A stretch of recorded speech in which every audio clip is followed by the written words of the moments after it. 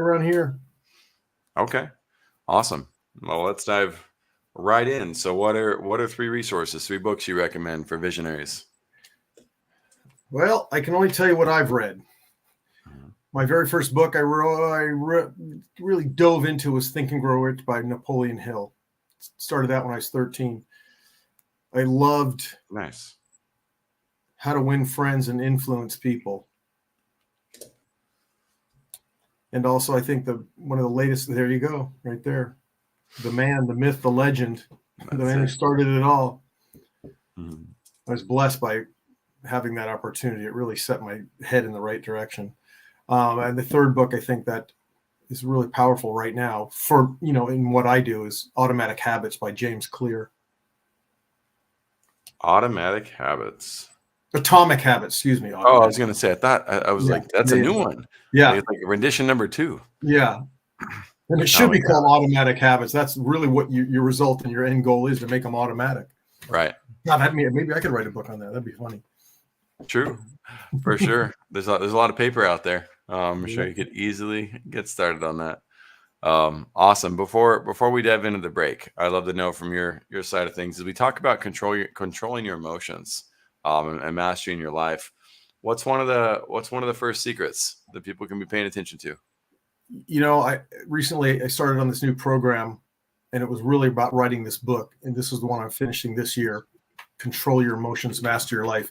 And it really comes down to three things. And the word that really hit me from an NLP perspective, neuro linguistic programming, was the ability to act, to take action. And I thought, oh, that is a great acronym. For A is for awareness. C is for control, understanding what it is that and how you move through your environment. And T is for tasks, exercises, creating good habits, as we were just talking about. So to answer your question, it really is becoming about aware. Where are you? One of the first questions I ask my clients is real simple. I say, if I was your travel agent, what would be the first question I'd ask you? Where do you want to Probably, go? where do you want to go? Right. So with that in mind, we also need to know where you're starting from. Right, with Mhm. those 2 points in destination, then we can create a vehicle to get you there, whatever that is for people. Sometimes it's therapy, sometimes it's coaching, sometimes just simple as learning to get out of your own way by reading a great book. Absolutely. Very good. Well, with that acronym, we'll cut to the break. We'll be right back, and we'll dive in deep into Dr. John James Santangelo's vision. All right, welcome in to Vision Pros Live with Jackson Callum. I'm your show host. We will be doing interviews for visionary entrepreneurs and guest leaders who are building fantastic visions out there.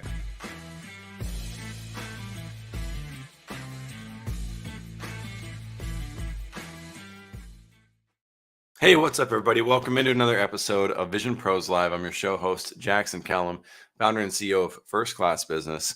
I'm excited to have Dr. John James Santangelo on today from the lovely city of Los Angeles, or traffic polluted, super busy. Just kidding. I love LA. I wish I could be over in California more often. We're going to be talking about controlling your emotions, mastering your life, and his perspective from the neuro linguistic programming angle, NLP, as it's often called. And I like to toy with the idea of the mumbo jumbo, as Val Kilmer says in The Saint. I really, really do love personal development and how to dive into different aspects of our brain, our heart, our mind, etc. So while I don't pretend to know what I don't know, I love to meet people who have studied this information out at length, because it oftentimes gives me 1, 2, or 3 new nuggets that I can utilize to maximize how I'm taking advantage of my own life. So we'll get him back on in just a minute. Before we do, though, I want to highlight some of our sponsors. We've got the Wellness Shop 365 with Sean Lechuga. When I met Sean, I was looking at this website, and I knew that the website needed a lot of work. But integrative health and naturopaths, I get along with a lot of naturopaths. But down below, there's this 365 wheel of life that caught my attention, and I was like, man, this is really cool. We've got a health specialist who's diving into territories such as joy, spirituality, creativity, home environment, relationships. The depth that I've seen from Sean made me say, man, I really want to support this vision. I want to see where he's going to take this. So without further ado, we'll move on to Melissa Gray. You guys can always check that out. We'll have a link for Sean and his program in the show notes. But Melissa Gray also came across our radar, ended up doing a show episode with us.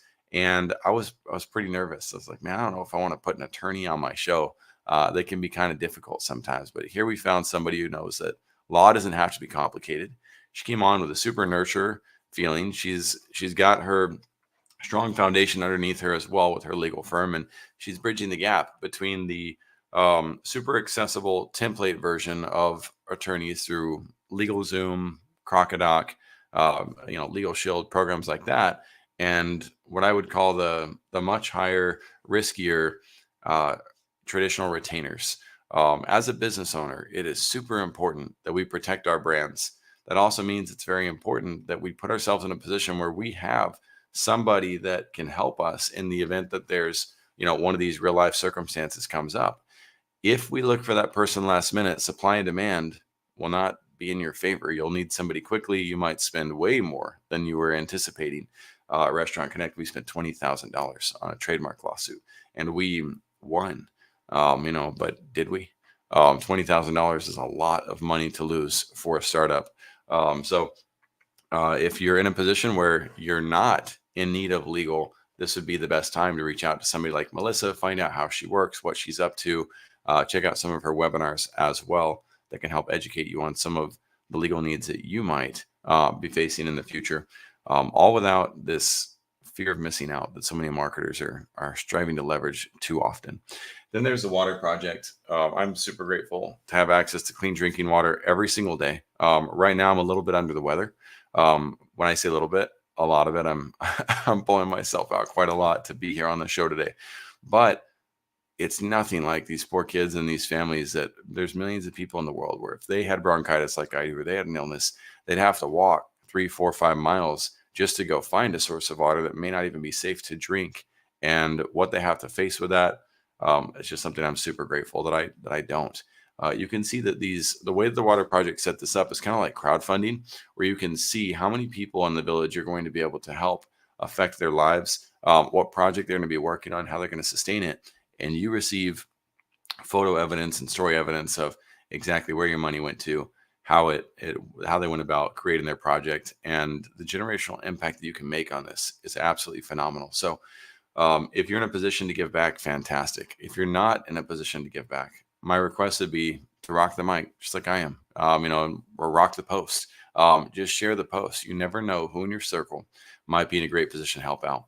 And there are 8 billion people in this world to help. So if there's another cause that you'd rather see us supporting right now, or that's near and dear to your heart, don't hesitate to drop that in the comments as well. I'll be happy to take a look at it and see what I can do to raise awareness and perhaps even contribute to what that is. So without further ado, Dr. John James Santangelo, welcome to Vision Pros Live. Let's dive right in. Hey, buddy, good to be back. Absolutely. So, as we dive in, we're gonna hit the vision head on first. Then we'll circle back to controlling your emotions, mastering your life, and some principles related to that. So, first questions first. What is your vision for those that you serve? Oh, good question. So recently, it's interesting how life changes, takes you on a different path sometimes. I got married recently 5 years ago, and my wife happens to work in the hospital. She's one of the head respiratory therapists in the COVID unit there. At least it was years ago when it shut down. Now we're clean. But one of the things she told me that was really interesting, what she does as a therapist, and if your listeners don't really understand what an RT as a respiratory therapist is, they're the ones that basically keep you alive. They put you on the vent, run you oxygen. That's the wonderful side of her job. And here's the challenging side of her job. She's the one that also has to pull the plug when the family says, okay, time's been enough. She'll stand around with the family, hold hands as she pulls the plug or pulls the vent out, shuts the machine off, and watches this person slip away to heaven or the unknown, whatever you want to believe. And one of the things that was really interesting that she said to me, kind of rocked my world, coming around to your question, was one of the things that people have on their deathbed, but one of the things that they truly aspire to have or have had or created, however you want to call it, are great memories of their life.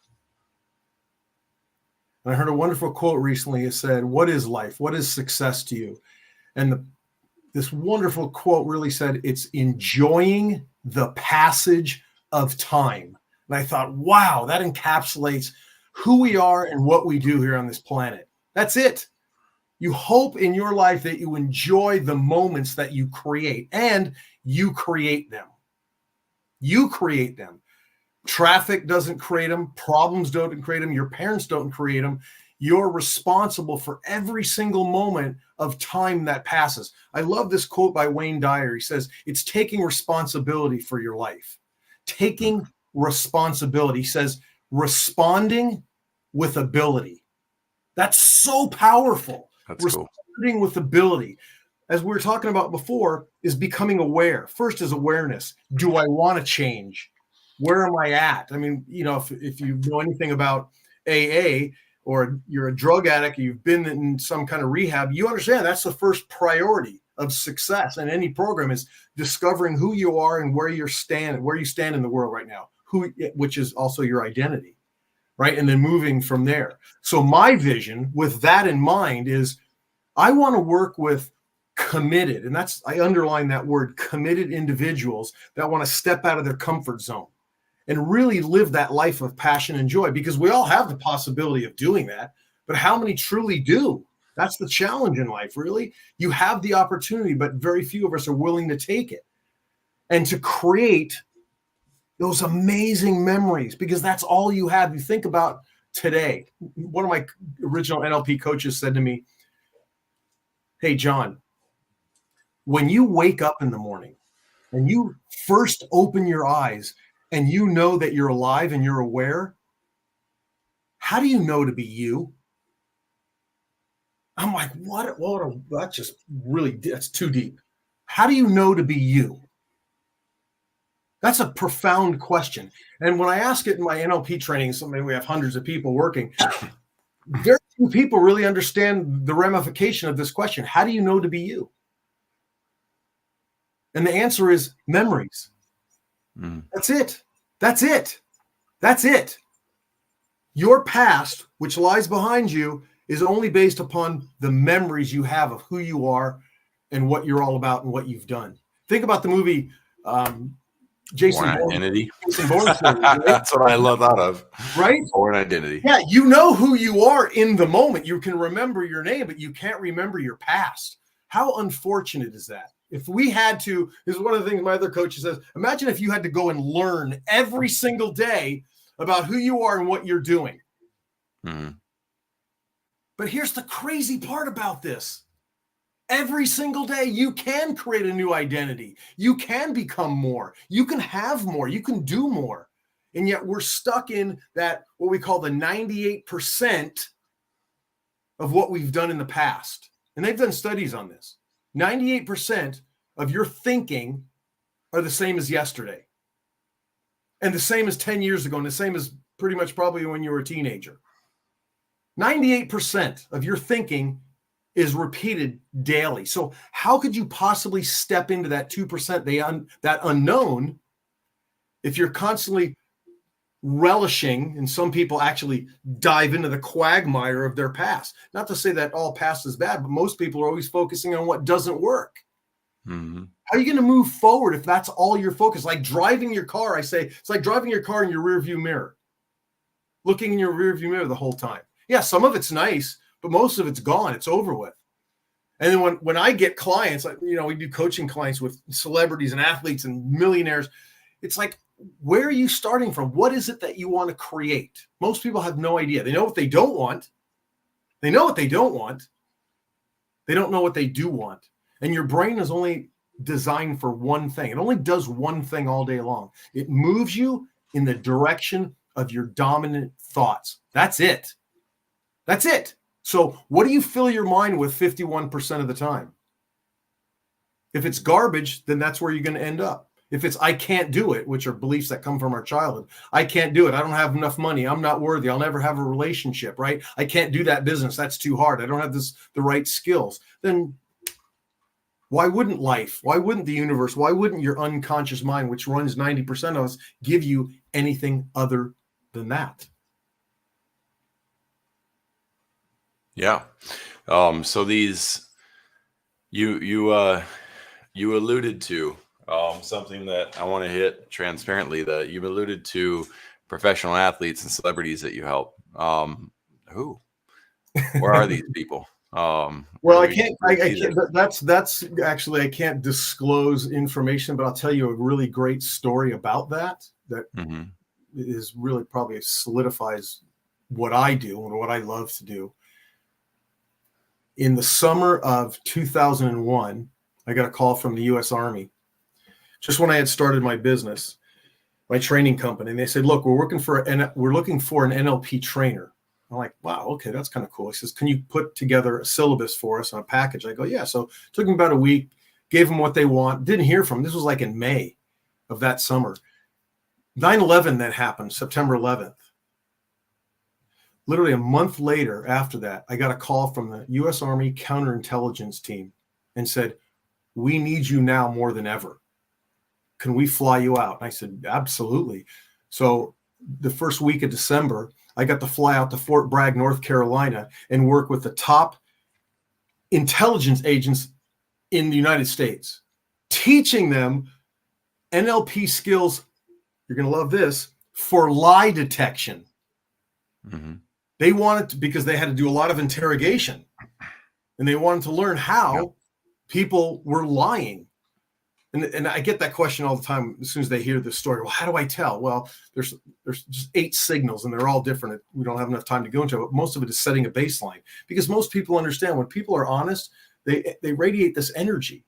But as soon as you ask them a question where they can't answer it, or they don't know the answer, or they're lying, especially, their energy, their vibration changes, which then shows up in the body's physiology, right? And there's different ways, their eye patterns, their verbal stories, right? Their breathing rate, the skin color on their lips change, their body changes. It's amazing what happens. One of the best testimonies I ever got from the chief that ran that section, he said, "John, by far one of the best trainings we've ever had here in the 40 years that I've been here." And so it's not just who you teach, because it's irrelevant, whether it be a celebrity, a millionaire, Army intelligence agents. Are you open for it? And can you learn? Because there's never going to be one thing, not one thing. If you have a secret, you go, "Oh my God, I have the secret to life." There's many things. So are you open to learning? That's why podcasts like yours, Jackson, are so wonderful. When you're interviewing different people, you get different perspectives. As I said to you before, when I was learning NLP, I learned from 5 or 6 of the best instructors all over the world, because I didn't just want one perspective of someone. And I think Right. that's the key of doing anything, right? Is learning from different people. What NLP was based on was modeling, model success, do what somebody else is doing. I get this question all the time. I was in the fitness industry for 25 years. How do I lose weight? My God, losing weight is simple. It really is. Eat 10% less of what you eat now and you'll lose weight. Real simple. But if you want to learn and you don't have a coach like me or Jackson teaching you, or a podcast that you can listen to, go find somebody that's lost the weight. Go find somebody that's done the work. You want to make money? Don't go listen to your friend that keeps giving you advice on bad stock picks. Go find a millionaire, somebody that's living in the house or has the cars and the lifestyle that you want. You want a great relationship? Go find a couple that has a wonderful, loving, healthy relationship. Learn what they're doing. Success is not hard. It's one of the things Tony Robbins says. Success leaves clues. Hmm. Absolutely. And I appreciate that your openness on the perspectives. I would love to have Malcolm Gladwell on this Yeah, podcast as well. He wrote a yeah, phenomenal book. yeah. Just again, these perspectives. So Malcolm Gladwell wrote a book called Talking with Strangers, and in it he says these 8 tips that you talked about for detecting your lying are absolute bullcrap, Yeah. and says that it doesn't actually lead us to understand who's lying and who's not. People have different physiological reactions to different Right. scenarios based on a Yep. lot of what's in their path too. Yep. But that's kind of the point for all you listening and all you visionaries. I'm not here to say Malcolm's right, John's right. Right. I'm here to say there's different perspectives that are out there. You as a visionary get to decide, do I want to navigate towards the oasis on the other side of the hill, the desert on the other side of the hill, the mountaintop on the other side of the hill? There's always options in life Yep. for where you Yep. go. Yep. So thank you for highlighting the perspective Yeah. aspect as Yeah. well. Absolutely. Thank you. For you, John, what's your vision? Wow. Great question. What do you see for yourself? 20 years from now, 20 days from now, your call.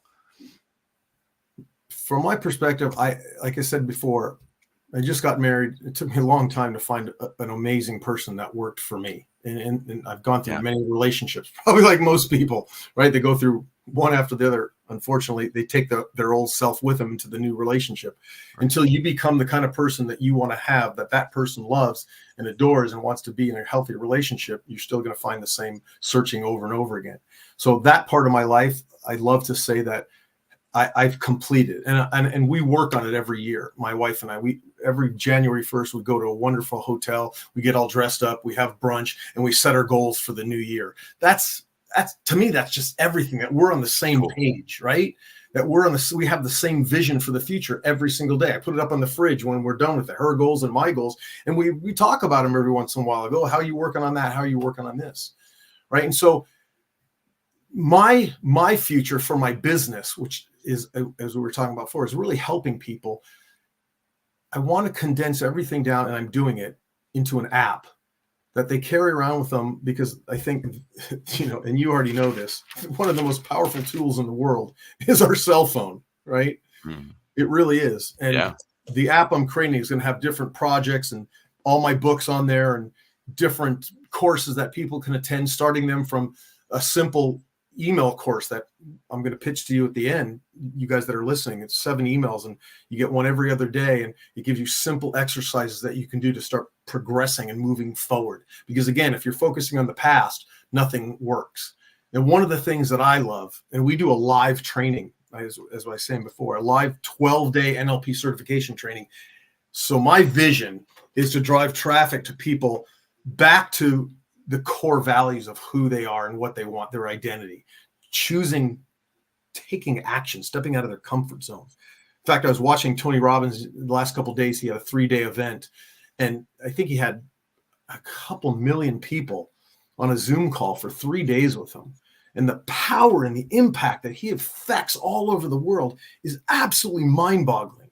But he started as an NLP trainer, just like me, from the same people that I've worked with. And he's a great marketer. He took that simple model of neuro-linguistic programming, and he put it into self-development, which was probably, the next level of success for a lot of people that you've even interviewed, years ago. Most people just talk about it. Tony does it because he's got techniques and strategies and tasks and exercises. And for me, that's what I need. If you listeners, you need something to do rather than just talk about it. Like, I can tell you how to get better. I can tell you how to change your life.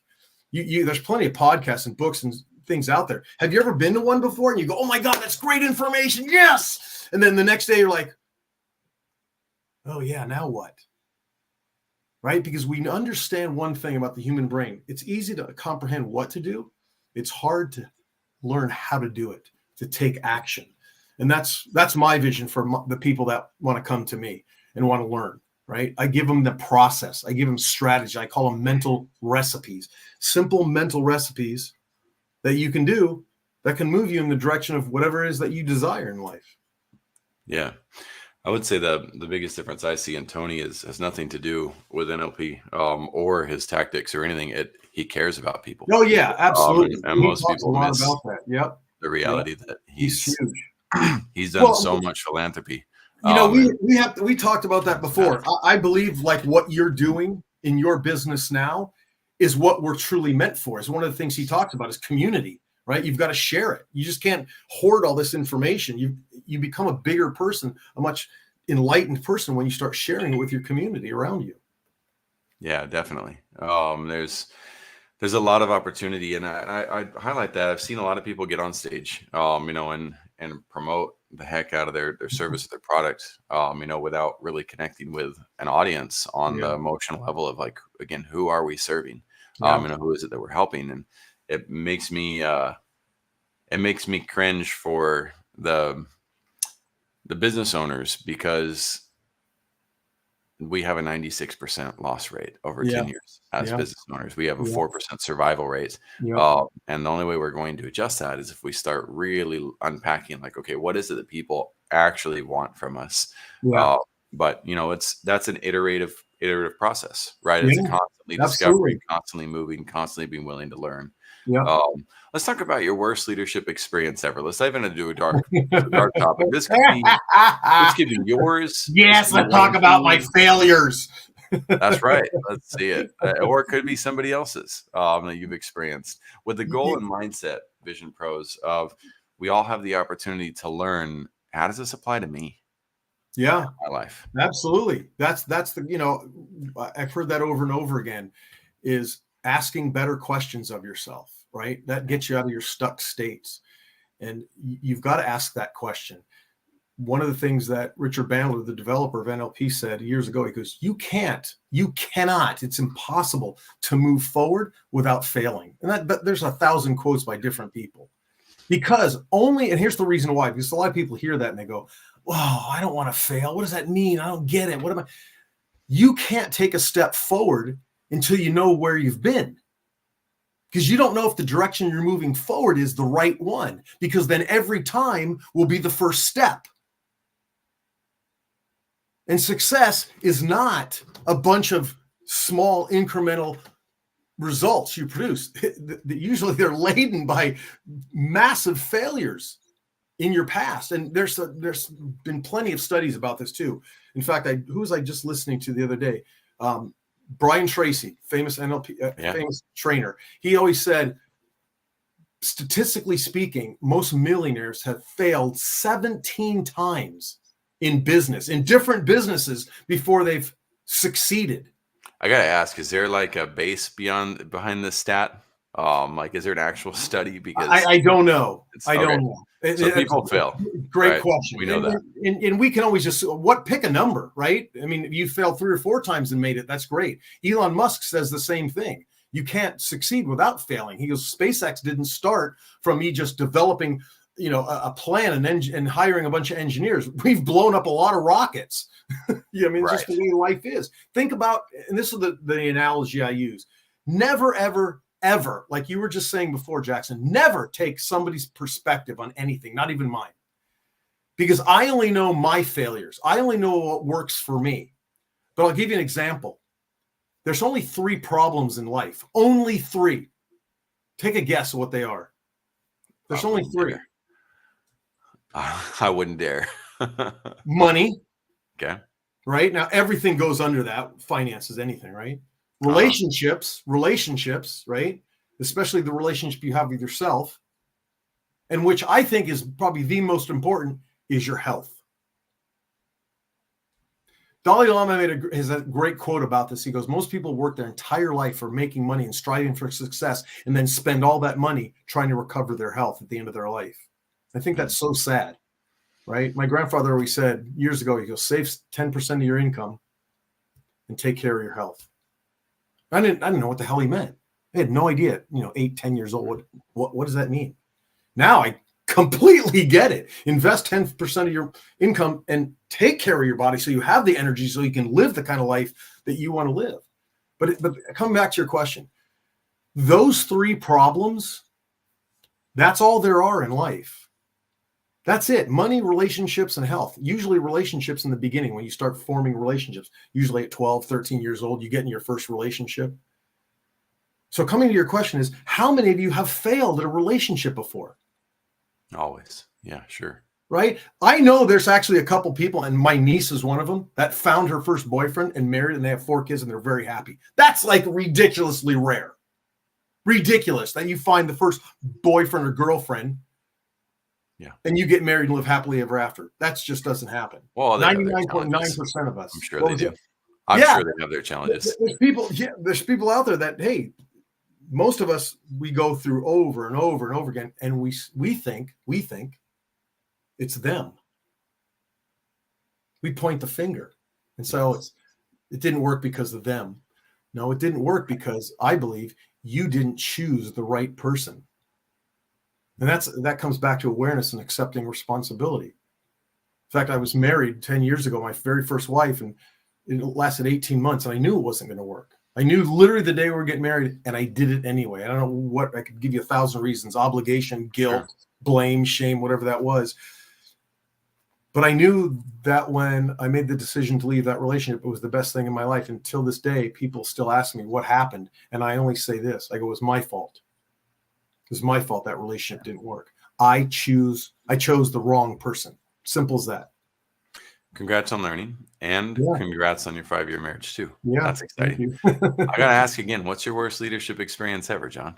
Oh, so coming back to that is because of those three things in life, most of it is not taking action. And for me, you can call it, so we talked about at the very beginning, regret, looking back going, wow, I wish I would have done this. And the one opportunity that I had, and I look back now when I kick myself, was to do a live TV show.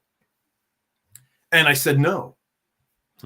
And the reason I said no, I could beat myself up now over it, because I felt at that time, I wasn't ready. And a lot of people will say the same thing about opportunities that face them. I'm just not ready. But here's the real challenge. You're never ready. You're never ready, ever. Correct. You just got to go for it. And you've got to learn, as we were just saying, you learn from the mistakes.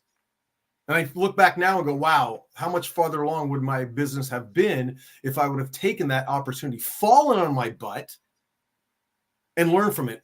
Perfect example, you have interviewed people that probably are learning for the first time how to do podcasts, right?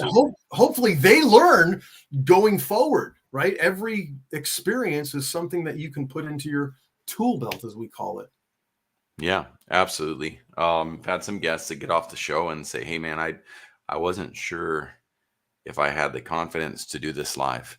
Yeah. But I'm really grateful that I did. And I'm happy to hear that, that people are able to put themselves out there, take this chance, and knowing that I'm coming in again, not as an endorsement, but as an interviewer, that could make this process very difficult or hard with them at times. So it takes a lot of vulnerability. I appreciate you acknowledging that. No, dude, I know. I've done hundreds of these over years, and it's an art.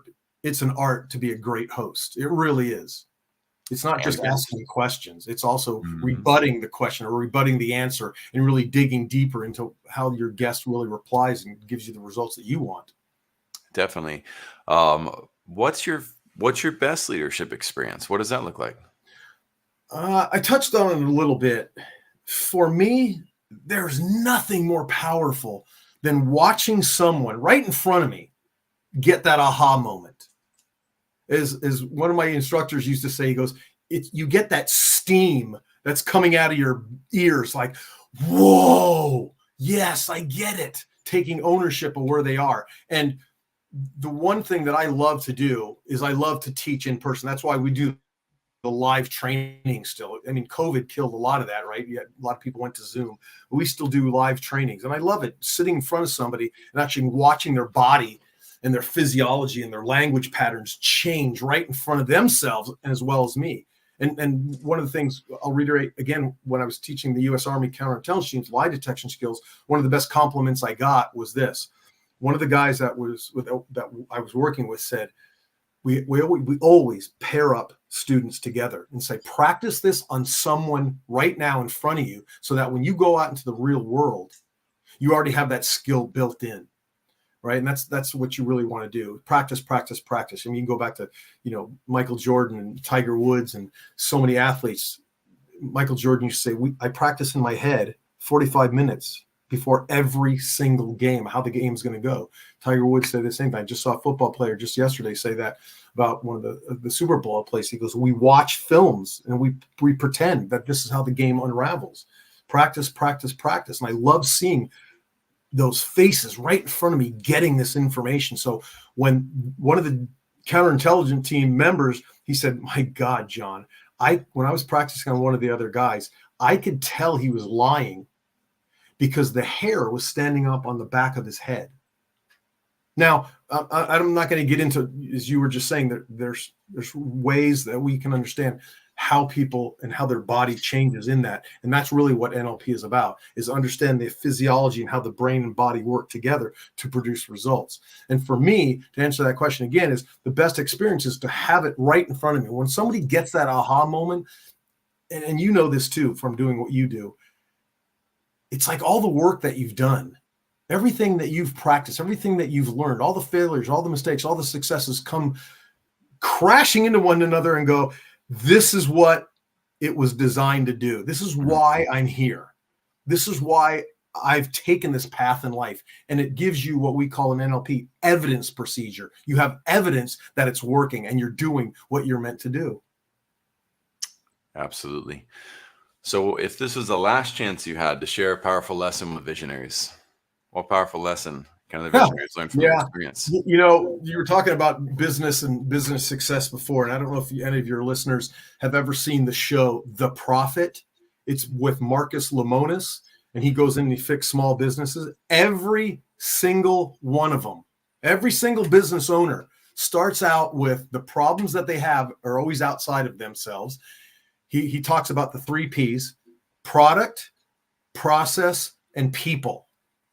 Product, process, and people. You need to fix all 3 of them to work for any business. But he says the biggest challenge is the people, and it's usually the CEO or the owner.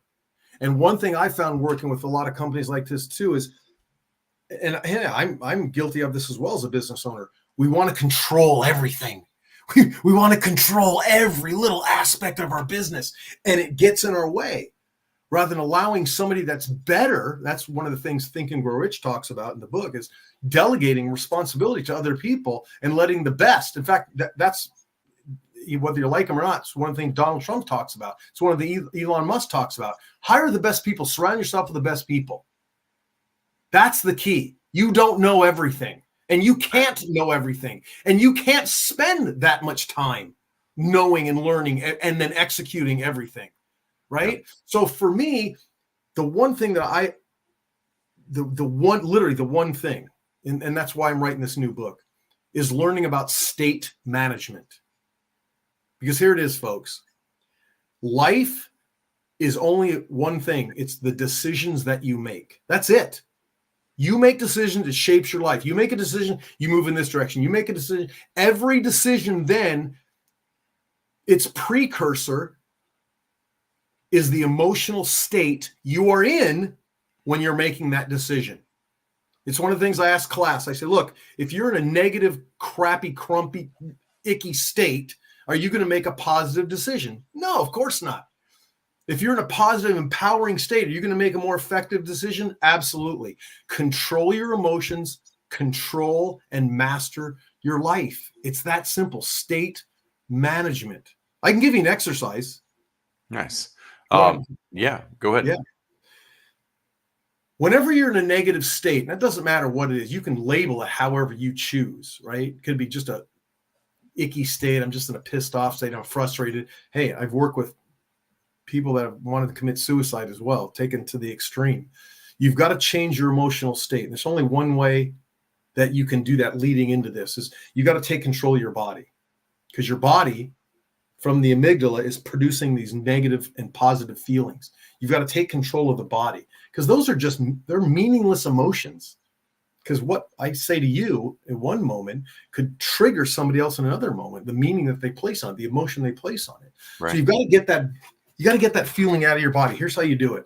Whenever you're in a negative state, you got to realize, again, awareness is, you got to shake it off. That means stand up, move around, throw your shoulders back, take a huge deep breath. Maybe do it 3 times. Get that negative feeling out of your body, and then immediately ask yourself this question: what do I want instead? What do I want instead? Because the unconscious mind runs 90% of you, and it loves you so much, it wants to give you the answer. So if you ask a better question of yourself, what do I want instead? Maybe your unconscious mind will just answer, you know what, maybe just calm and relaxation. Or, you know what, maybe you need to take control of the situation. Or, hey, maybe you need to speak out. Maybe you just speak your heart, speak your mind, communicate more effectively.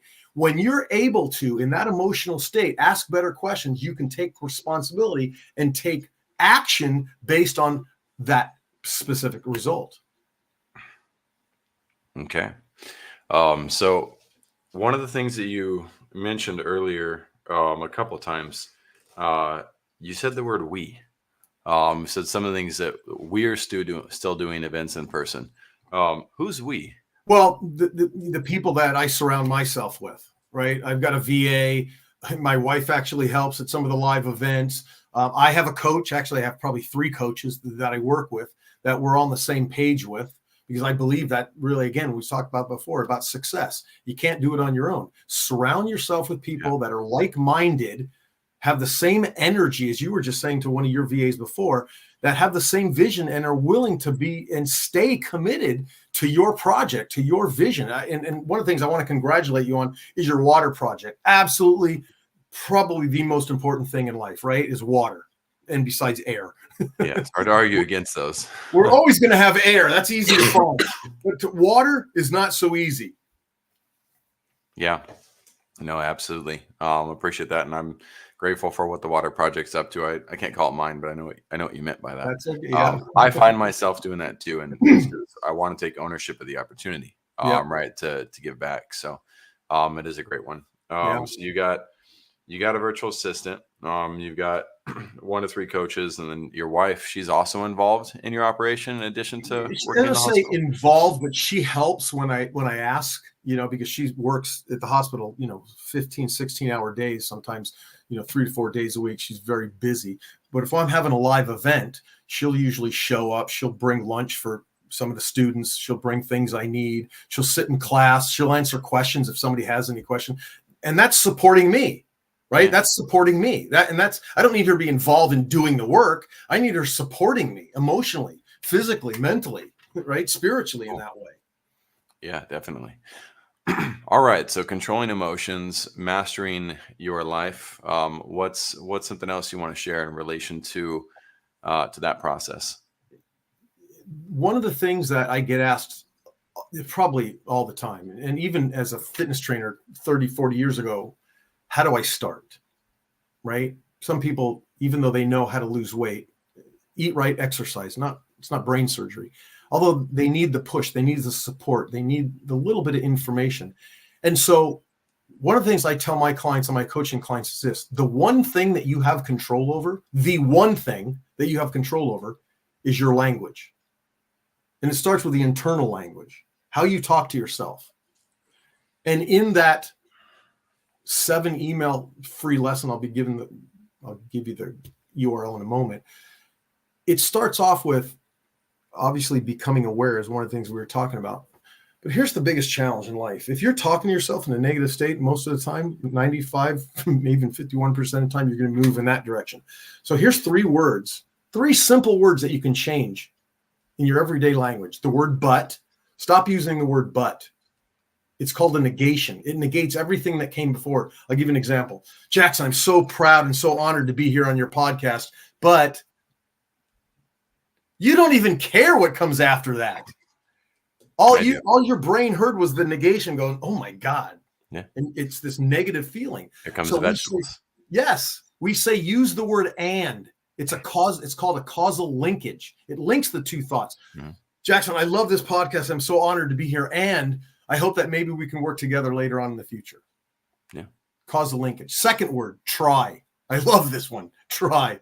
Get rid of that word completely from your vocabulary. There is no such thing as try. You've heard in Star Wars, Yoda says, there is no try, only do or don't.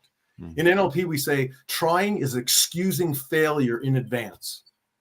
It'd be like you asking me, hey, you want to come on the podcast? I go, oh man, I definitely will try. Yeah. You know I'm not gonna. No commitment. You guys want to try to come to you want to go? I got a party going on. You want to come Saturday night? I'll try to make it. You're not going to make it. You already know in advance. So you transmute that word from out of your system to I will or won't. Yeah. And the third word, real powerful, is the word problem. When we say problem to ourselves and other people, to the unconscious mind, which develops a feeling. It gets this feeling of it's almost insurmountable. It's a problem. Change it to the word challenge. That was really weird for me. My coach, my first NLP trainer, said, "You use the word problem a lot, John." I go, "Yeah, doesn't everyone?" Right? Universal qualifier, like everybody does. Start using the word challenge. He goes, "It's like a speed bump in your mind. It doesn't feel so big." Right? So, but, try, and problem. Start there. Start there if you're looking for answers. In anything, whether it be your business, your relationship, your finances, start there. Change your inner dialogue.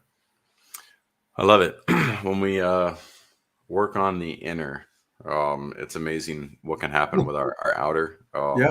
The word problem shifting towards challenge, I'm a huge fan of that opportunity.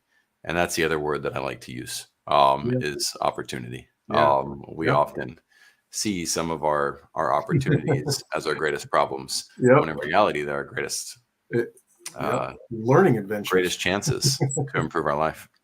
So this is awesome. Those of you who are listening in, if you want to learn more about Dr. John James Santangelo, then make sure to check out the links that are in the landing page. Of course, you're welcome to drop comments with questions, anything that you'd like to contribute as well. Don't hesitate to do so in the comments. We'll make sure that we get him tagged on that. Also, if you have your own vision that you'd like to share, then don't hesitate to reach out. We've got a button on the page that says "Be Our Guest," and we'd be happy to hear your vision and see what you're up to and how you're helping out people in this world. And John, thanks for being here today. Buddy, you are awesome. Thank you for what you do. I really appreciate it. And again, I'm honored to be here. Absolutely. Everybody have a fantastic week, and we will see you on the next show. Thank you for being here today. I'm really happy that you tuned in to Vision Pros Live. I'm looking forward to seeing your reactions as these episodes continue to move forward. This is going to get more and more fun. We'll have more and more engagement as well. We'll invite people to participate in the show. And thank you for giving us your time and